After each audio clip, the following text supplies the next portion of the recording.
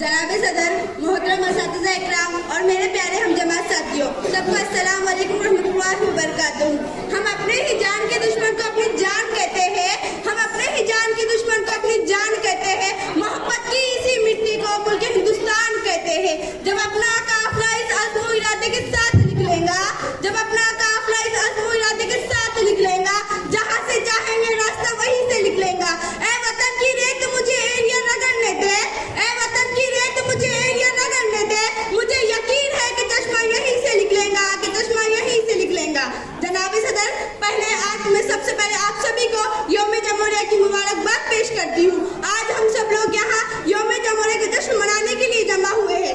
आज ही के दिन हमारे मुल्क हिंदुस्तान का आईन नाफिज हुआ, जो हमें हमारे हुकूक आज़ादी की जमानत देता है। जनाब सदर, ये आज़ादी हमें इतनी आसानी से हासिल नहीं हुई है। ये आज़ादी उस वक्त तक हासिल नहीं हुई है जब मौलाना हज़रत मोहानी जेल में चक्कियाँ पीसते रहे, तो वहीं दूसरी तरफ मौलाना अबुल कलाम आज़ाद, जिनकी तारीफ पढ़ के हमें फख्र महसूस होता है, वही मौलाना अबुल कलाम आज़ाद जिन्होंने मुल्क को आज़ाद कराने में अपना तन मन धन सब कुछ लुटा दिया, वही मौलाना अबुल कलाम आज़ाद जहाँ एक तरफ उनकी बीवी की तबीयत खराब थी और दूसरी तरफ वो जेल में फंसे हुए थे। नेहरू जी आए और मौलाना अबुल कलाम आज़ाद से कहा, देखिए अंग्रेज कह रहे हैं अगर आप ये लिख कर देते तो वो आपको आज़ाद करा देंगे, लेकिन मौलाना अबुल कलाम आज़ाद ने उस वक्त जो तारीफी जुमला कहा था वो आज हमें अपने जहन में जहन नशीन कर लेना चाहिए।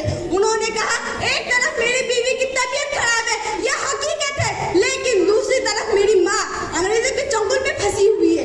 जब तक मेरी माँ अंग्रेजों के चंगुल में फंसी रहेंगी, जब तक मेरी बीवी मर जाती है तो मर जाने दो। मैं अपने बीवी की कुर्बानी दे सकता हूँ, मैं अपने बीवी की कुर्बानी दे सकता हूँ, लेकिन अपनी माँ की कुर्बानी नहीं दे सकता। जनाब सदर, ये तो वो आज़ादी है कि जिसको हासिल करने के लिए सरदार